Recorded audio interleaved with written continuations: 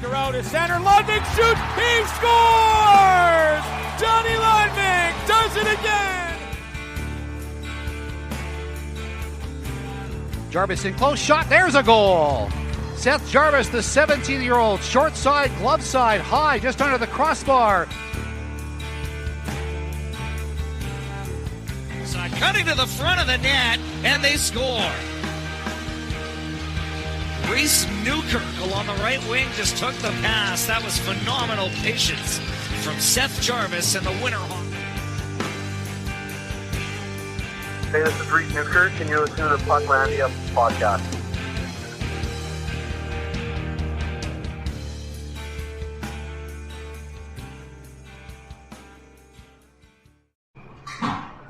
Welcome into Pucklandia, a live in-person edition with Kurt Pohs of PNW Hockey Talk. PNW Hockey Talk.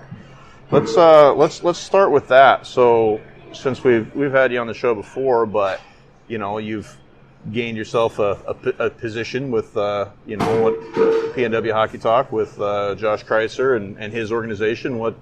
What's that been like so far, and how'd you get that opportunity? It's been a whirlwind. I didn't expect it. I kind of wanted to do some more long form type of writing rather than just kind of tweets. Going into kind of this past off season and kind of basically day one of off season, Josh reached out and we kind of started talking from there. And Brandon Rivers, who's kind of more the back end part of the site, we had a good talk and. It just seemed like a really good fit from there, and so Neely Cup was my first kind of coverage of the team. I've been to a couple practices, and I went to the last home game, so getting more acclimated, but it's been a whirlwind in a good way.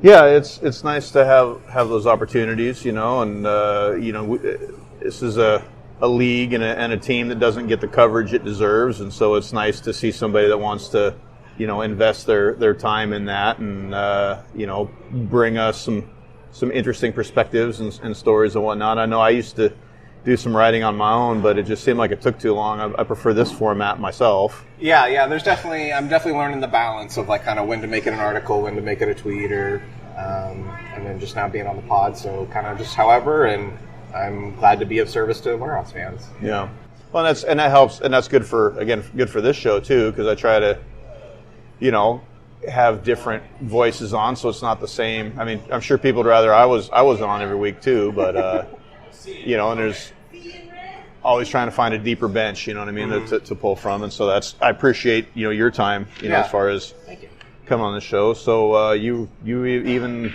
dedicate enough, even on an off day, to do some coverage of this hockey team, right? Yeah. I was at practice earlier today. Got to watch them go through practice, coming off the last two games this weekend.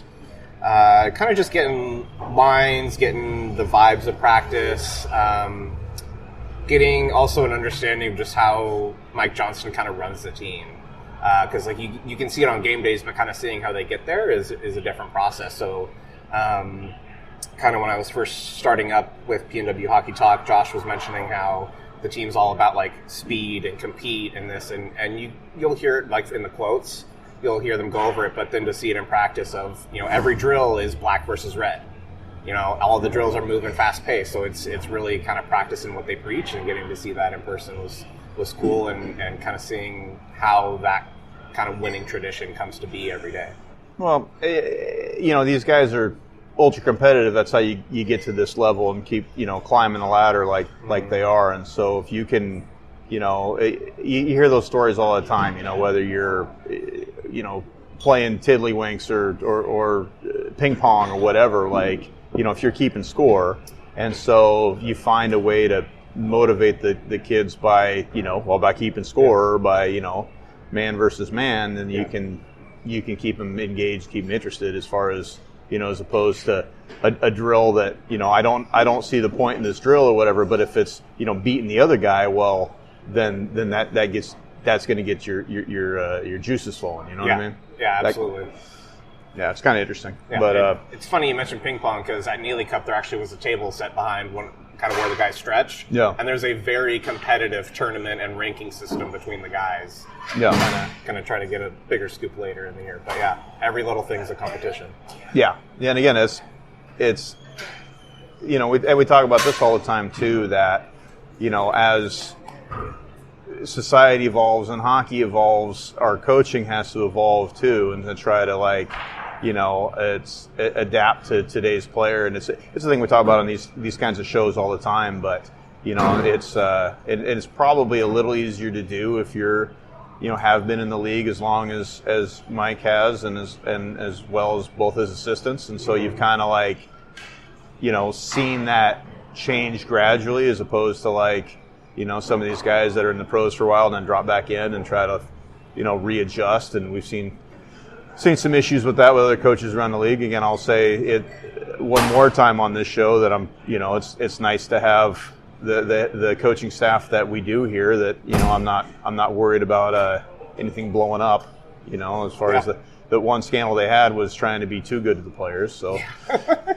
it's you can live with that. But so we're a couple weeks in. We're still obviously we still haven't seen this Portland lineup at full strength at any point, as far as guys coming back from camp.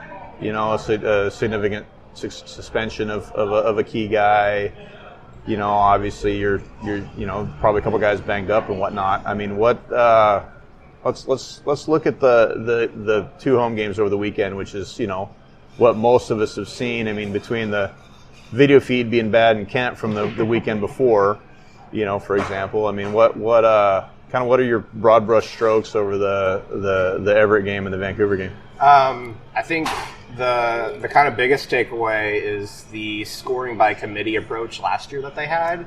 I think it's kind of evolved to another level where they're just attacking in waves.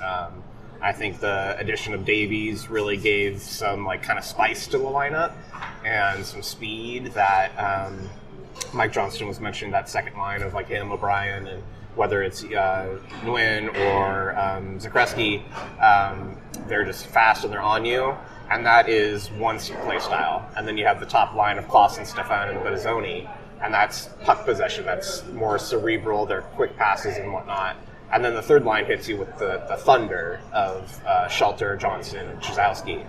And that so far has just not been stoppable by other teams. They've scored at least 4 goals every game. More often than not, they're scoring 5 or 6. And like you mentioned, that they haven't been at full strength, so we're without Nguyen for these past 2 games. And then they have their kind of top young guns in McDonough and Miller that still haven't suited up this season.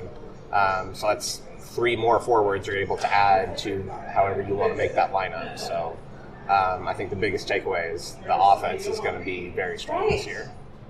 Which obviously it's going to be hard to find ice time for everybody, and which is a nice problem to have, and they'll figure that out. But and again, back to having an experienced staff there is going to be nice. But I mean, you figure this is a really unique forward group in that 3 20-year-old scoring forwards. I'm not sure that I've seen that kind of a mix before. I mean, oftentimes your 20s are more of a Taylor Peters type, as far as win draws, penalty kill, leadership, that kind of thing. But Lane Gillis's, Jake Reish's kind of guys. Great examples. Great examples. Guys that you're not really expecting, to put the puck in the net. Who was the kid? His dad was Overhart. Yep. A guy like that. That you're like, if you get some goals out of him, that's great. Right. But you're not expecting that. Well, these guys are not those kind of players at all. No, they're locked into the top 6. Yeah, and you're looking 30 goals more potentially from each of them. Yeah. And I mean, it's pretty good. And they're obviously not going to World Juniors or anything like that. So you have your overages out for that, overage for the whole year. And so that's I don't think I've ever really seen a group like that. And here in Portland, that's for sure. Maybe other teams in the league have, but maybe. Here. But then you throw in, again, some of these other guys that, like we talked about, Nguyen, who I haven't seen yet, that I expect big things out of, and even Chizowski on the lower line and all that. So it's oftentimes you're scoring by committee. It's almost you're settling for that. It's not really what you want to do, but you're just kind of hoping for the best. But I think this is more of a guaranteed situation. Yeah, and I think it is because they have those different options, is that if there is a team that's able to counter one of those styles, the other two should be able to still be effective. And so far, I think that's been proven. And, so far, there hasn't been an option by an opposing coach, and maybe that's because, teams were missing people at NHL camps or injuries also. It's still early, but, maybe they're trying to get more film on Portland, but so far they're attacking in waves, and there just hasn't been an answer. Yeah, those both nights. I mean, they scored like immediately. Yeah, and and so you jump down the other guy's throat, and they just the Silvertips and the Giants just really had no answer after that. Yeah, that first punch, they really had no counter punch. Yeah, and especially if you're able to be on the attack from the start. You're leaving the opponent at a disadvantage and having to change their game plan by the first intermission. No. Yeah, both crowds, I mean, they felt like, looking at the score sheet afterwards, I would have thought more than 4,000. Both nights felt like good crowds. I mean, it was, our building's too big, for one thing. But that's neither here nor there. But yeah, it's, I mentioned, online, it was just that Everett game, felt good physicality. I mean, you felt like you knew the opponent. I mean, it felt, there's usually such a drop-off from the playoffs when the, regular season starts as far as the intensity. It almost seemed like it was a continuation of the playoffs in a way, is how it felt to me. Maybe I was just really excited to be back in the rink. I don't know. Yeah, no, I think the familiarity helps, and a talented coach like Dennis Williams, he's going to get the most. He's going to have plans for playing against Portland, so I think that definitely helps. And I would say they're similar in that they have a good amount of depth. They probably don't have that one high profile player like a Wenatchee might have in their lineup, but they're going to kind of attack you in waves and play good structured defense. So I think kind of similar styles made it a bit more competitive. I mean, just going off of name recognition, I mean, yeah, there's nobody on that Silvertips squad that really scares me at the moment. I mean, maybe that changes. Maybe we see. I mean, guys obviously can develop over the year, and obviously, like you mentioned, Williams is going to be good at that. At least develop him on the ice. Off the ice is maybe a different story, but yeah, it's I don't know if they play like that. Continue, I don't know how they're playing against other teams, but they're gonna have a hard time against Portland. Yeah, I've got a couple of their other games, and they're staying consistent. They're always competitive and fighting the opponent. So. Side note, isn't that? I mean, we bitch about the video feed. I guess I already did. As far as that, feed in Kent was unwatchable. But yeah, I mean, it gets better every year. And the equipment gets better, and the angles get better. And the access that we've had over the last couple of years, as far as everyone gets the all-you-can-eat package, I used to have to get that separately, through the league, and it didn't cost me anything extra on top of my tickets this year, and that's nice. And it's, I mean, they you should get credit when credit is due. I mean, I probably referenced this one before, but the very first time we had Wi-Fi on an airplane. Okay, there had to be a first flight that did it, right? And it was scheduled. We're going to have Wi-Fi for half of the flight, and then we're going to shut it off halfway through. Why they did that, I don't know, but that was the thing. And so we fired it up, and so the pioneers of in-flight Wi-Fi, right? And everybody's happy, and they're doing whatever they're doing on their phones, whatever, tablets. And then they get halfway through, and they shut it off, and everybody was pissed. And it's like, well, we just got that. Like, we did, what I mean? Yeah. Like, it's like we immediately become accustomed to this is where we have raised the bar to the level of convenience that we like, and then we don't know how to go back. 100%, yeah. And so, it's kind of like the video feed for the league. Like, it's better than it's ever been. Yeah. But when it doesn't work, then I'm grumpy about it. You know what I mean? So it's like, I guess. Same way, I can get upset. Yeah, the Kent game was tough to watch. There's been a couple others that have had difficulties. Who was it? I think Tri-City played a game where there's no audio for the first period, where there's some technical difficulties. Well, it's because they don't have a guy. But that's because I think I know what's going on there, but I don't. But yeah, because Westy's retiring, and they're looking for a guy, but I think they have a guy. I think they're I think it's kind of like the European players that you got to get a visa to clear. I think that's kind of where they're at, but that's neither here nor there. But yeah, no, it's good. The video feed's great, and it's nice that I'm sure that Portland fans are taking advantage of being able to watch random games, or at least some of us are. Oh, you yeah. know what I mean? Oh, yeah. And I haven't got settled into that quite yet so far this year, but I will, Yeah. And then that Vancouver game, I mean, that was kind of more of the same, right? I mean, I don't think they're going to be that good of a squad this year either, but I mean, they had a tough time. They're real young. I was able to speak with their coach after the game, and it would have been an easy day to say, like, no, I'm not going to talk. We just lost 6-2, but he was super considerate of his time, and he was like, yeah, we're a young team. We've got a bunch of 16s and 17s, and Portland's got a bunch of 19s and 20s, and they're kind of showing what you aspire to be in a year or two, or down the road. So I think they're like very aware of kind of their situation, of what it was going to be, and just the maturity in Portland's game took over, and I mean, it was an easy night for Spooner, and I think you could see more of that this season. I think the challenge is going to be the guys keeping the foot on the pedal all 60 minutes. Because that game, you could say, like, the third period shifted, and it was because Portland was comfortable being 6-1. But when you start getting towards the crunch games or whatnot, if you open that door for an opponent, they might be able to take the night away from you when you thought you were safe.